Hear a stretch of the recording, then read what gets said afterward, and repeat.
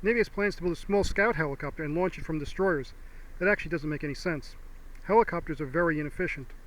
The amount of horsepower required for a helicopter to provide constant lift is dependent upon what's called the disc load, which is the weight of the helicopter averaged by the total area of the main lifting disc. Typically that's going to be about 12 pounds per square foot. The downward velocity of the air is 100 feet per second. In cruising flight, it's about half that, or about 50 feet per second is needed, essentially. So you multiply the weight of the helicopter times 50 and then divide it by 550 foot-pounds per second, which is 1 horsepower. You also need to divide by an efficiency factor, but that is roughly the idea of how much horsepower you need to keep a helicopter flying at cruising speed, about 1/11 of its weight.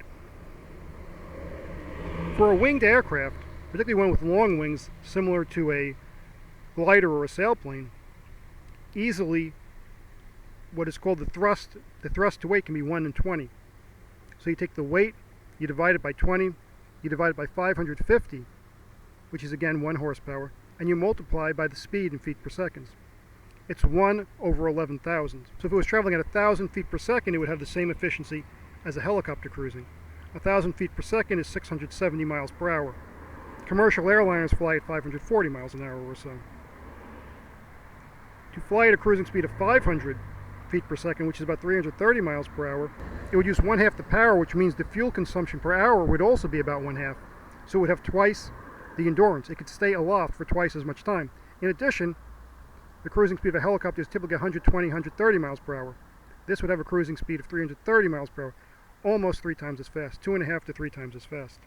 It is much more efficient to use helicopters on board a destroyer to launch a winged vehicle than it is to have a separate little helicopter. The winged vehicles, the UAVs, would fold up all their wings for storage. You need to have a little triangular area on top of the UAV that the helicopter can pick up. That can also be used in storage to attach an arm and have it picked up above the deck. Brackets can then be swung underneath to hold it into position. A second one can then be slid underneath in a cart. For recovery, a helicopter would hover over the deck and lower it onto the cart. The wings would then be stored, and it would then be placed into storage in the helicopter hangars. Underneath the helicopter would be suspended a small aircraft. It would have a little propeller on the front. It would be powered by an electric motor. It would have wings, and underneath it would have 2 clamps that could close around the trapeze, the triangle, on top of the UAV. The helicopter would approach from the back. That way the downwash from the helicopter's rotors wouldn't affect the lift of the UAV. It would be positioned above the trapeze. The clamps would be closed, and the helicopter can then lower the entire UAV onto the deck of the destroyer.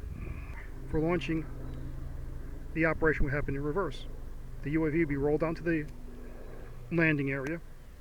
Its wings would be unfolded. The helicopter would be launched first. It would hover over the deck. It would attach, it would pick it up, and then it would fly it forward until the UAV can fly by itself. This is much more efficient than having a little tiny helicopter. The only advantage the helicopter has is over land masses where you have trees and buildings that the helicopter can hide around while it flies to avoid ground fire.